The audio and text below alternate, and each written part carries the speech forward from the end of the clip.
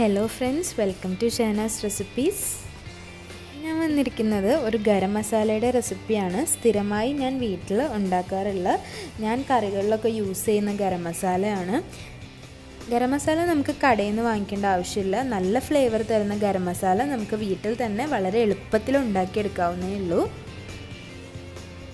ഇതിനാവശ്യമായ ഇൻഗ്രീഡിയൻസ് എന്തൊക്കെയാണെന്ന് നമുക്ക് നോക്കാം. 100 ഗ്രാം ഗരം മസാല ഉണ്ടാക്കാനുള്ള ഇൻഗ്രീഡിയൻസ് ആണ് ഞാൻ പറയുന്നത്. ഇതേ അളവിൽ നമുക്ക് 100 ഗ്രാം ഗരം മസാല ഉണ്ടാക്കിയെടുക്കാം. 20 ഏലക്കായയാണ്,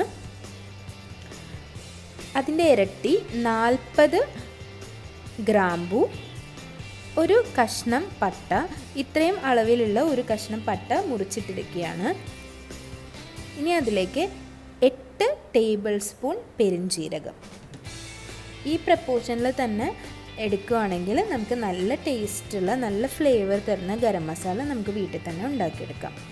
ആദ്യം നമ്മളൊരു പാൻ ചൂടാക്കണം. ആദ്യമായിട്ട് നമ്മൾ പട്ടയാണ് ഇട്ട് കൊടുക്കുന്നത്. കാരണം എന്താണെന്ന് വെച്ചാൽ എൻ്റെ പട്ട നല്ല കട്ടിയുള്ള പട്ടയായിരുന്നു. അപ്പോൾ അതിലേക്ക് ചൂട് പിടിക്കാൻ കുറച്ച് സമയമെടുക്കും. അത്യാവശ്യം ഒന്ന് പട്ട നമുക്ക് കൈ വെച്ച് ഒടിക്കാൻ പറ്റുന്ന പാകത്തിന് ചൂടായി കിട്ടണം.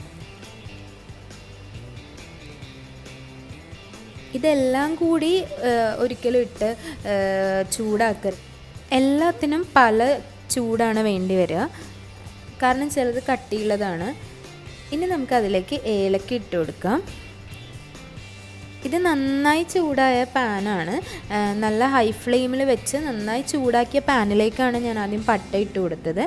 ഇനി അതിലേക്ക് ഏലക്കായ ഇട്ട് കൊടുക്കുക. അത്യാവശ്യം നല്ല പാനിന് ചൂടുണ്ടായിരിക്കണം. ഇനി അതിലേക്ക് 40 ഗ്രാമ്പുമാണ് ഞാൻ എടുത്തിട്ടുള്ളത്. അതായത് 20 അല്ലി ഏലക്കയാണ് എടുക്കുന്നതെങ്കിൽ അതിൻ്റെ ഇരട്ടി ഗ്രാമ്പു എടുക്കണം.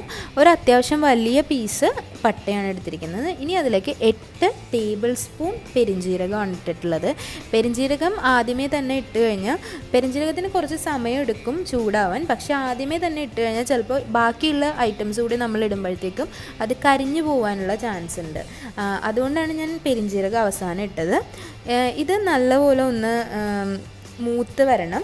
മൂത്ത് വരുമ്പോൾ തന്നെ നമുക്കറിയാൻ പറ്റും നല്ലൊരു മണം മാറി വരും. ഒരു പച്ചമണം മാറി വേറൊരു മണം കിട്ടും. അത് മാത്രമല്ല കളറും ഇപ്പോൾ ചേഞ്ച് ആയിട്ടുണ്ട്. ഞാൻ ആദ്യം ഇട്ട കളറല്ല. ഇനി നമുക്കത് അപ്പം തന്നെ ഒരു 2 മിനിറ്റ്സ് കഴിയുമ്പോൾ 2 മിനിറ്റ്സ് മതിയാവും ഇതൊന്ന് നന്നായി ചൂടായി കിട്ടാൻ. കഴിഞ്ഞ് നമുക്കൊരു പ്ലേറ്റിലേക്ക് മാറ്റി വെക്കണം. ഒരിക്കലും നമ്മൾ അതേ പാത്രത്തിൽ തന്നെ വെക്കരുത്. ഇനി അത് ഞാനൊരു മിക്സിയുടെ നമ്മുടെ ചെറിയ ജാറിൽ പൊടിക്കുന്ന ജാറിലിട്ട് പൊടിച്ചെടുത്തിരിക്കുകയാണ്. നല്ലപോലെ അത്യാവശ്യം പൊടിഞ്ഞ് കിട്ടും. നല്ല ഫ്ലേവർ തരുന്ന ഒരു ഗരം മസാലയാണ്. ഞാൻ അത്യാവശ്യം റെസിപ്പികളൊക്കെ ഇടാൻ ഉദ്ദേശിക്കുന്നുണ്ട്. അതിലൊക്കെ ഞാൻ യൂസ് ചെയ്തിരിക്കുന്ന ഗരം മസാലയാണ്. എല്ലാവരും ഇത് ട്രൈ ചെയ്ത് നോക്കണം, അഭിപ്രായങ്ങൾ അറിയിക്കണം. എൻ്റെ ചാനൽ ഇഷ്ടപ്പെട്ടിട്ടുണ്ടെങ്കിൽ എൻ്റെ ചാനൽ ലൈക്ക് ചെയ്യണം, ഷെയർ ചെയ്യണം, സബ്സ്ക്രൈബ് ചെയ്യണം. Thank you.